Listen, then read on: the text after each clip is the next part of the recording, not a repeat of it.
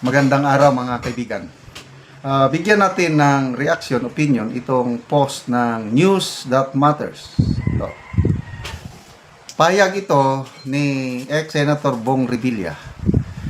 Naglabas siya ng hinaing, reklamo sa gobyerno sa pinagdadaanan niya ngayon.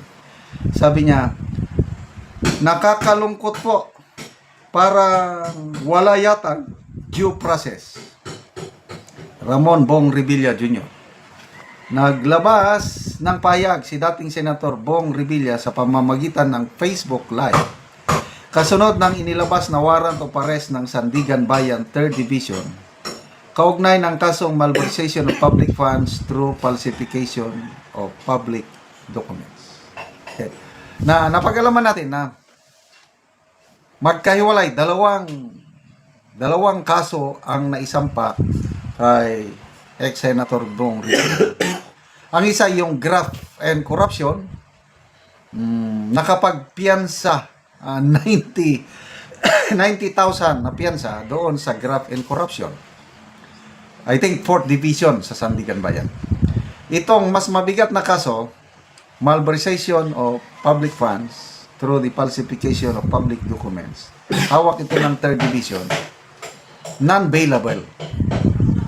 Baka ito yung nirereklamo niya. Sabi niya, parang wala yatang due process. Bakit alanganin yung parang wala yata? Makikita nyo, alanganin yung kanyang statement. Dapat sabi niya, walang due process. Tapos, i-state niya, anong nawala sa due process? Kasi ang pagkakalam ko, ganito.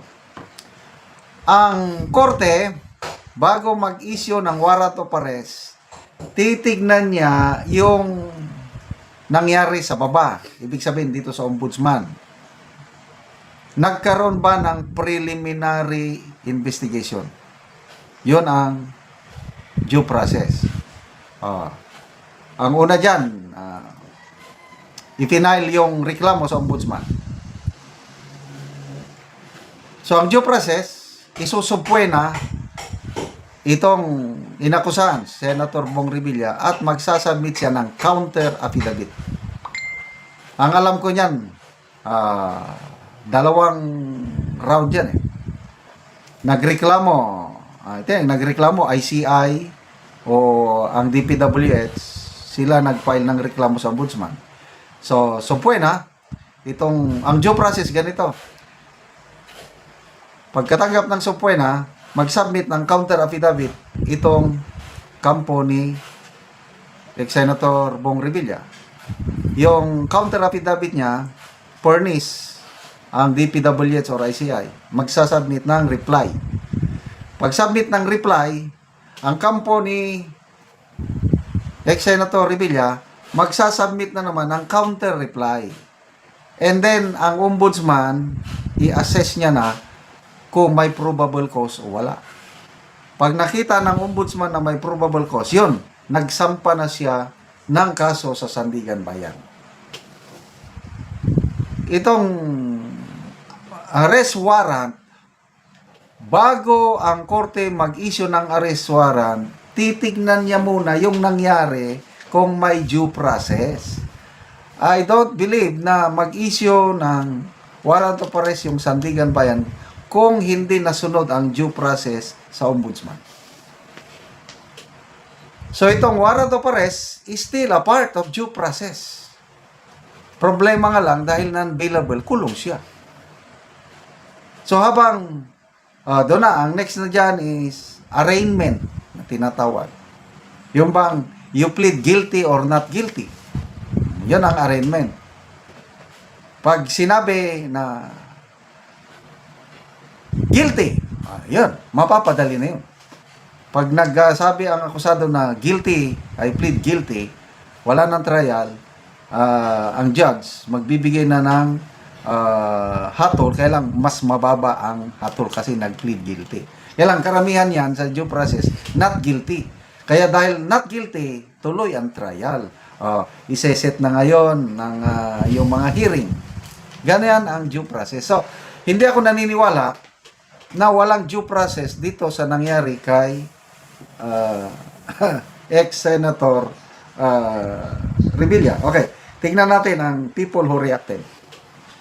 76,000 ang nag-react, 67 tumatawa. Hindi sila naniniwala dito kay 7,400 lang ang nag-like. So halos 90%. Then comments. Tingnan natin ang comments ng taong bayan.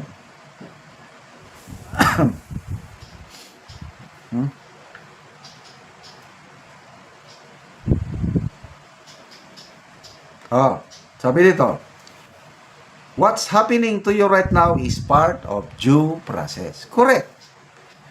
Marbs Suyom, from Napoles until Diskaya, suki ka na talaga. Oo nga eh. Dapat natuto na sana dahil na-involve na siya sa Napoles scam. Christopher Salazar, nung nangulimbat ka ba, may due process?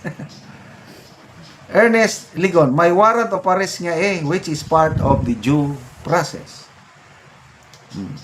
Nosads Melon Surils, due process, overdue ka na, loko. Val Aganinta, warrant was served to you properly and you were read your rights. You underwent procedural medical exam. Ano pa bang hinahanap mong due process? Gilbert Tamok, no choice sir, walang ibang option kundi harapin ang kaso mo at believe nga ako sa iyo, hindi ka nagtago, hindi ka tulad ng ibang politiko nagtago pag may kaso. Yan. Saludo ako kay ex-senator Revilla dahil hinarap niya ang kaso niya. Kaya may nakita kong post kanina, ang PNP chief na nawagan sa ibang may kaso na humarap. Gayahin ninyo si ex-senator Revilla. Salamat mga kaibigan sa inyong pagsubaybay sa ating channel.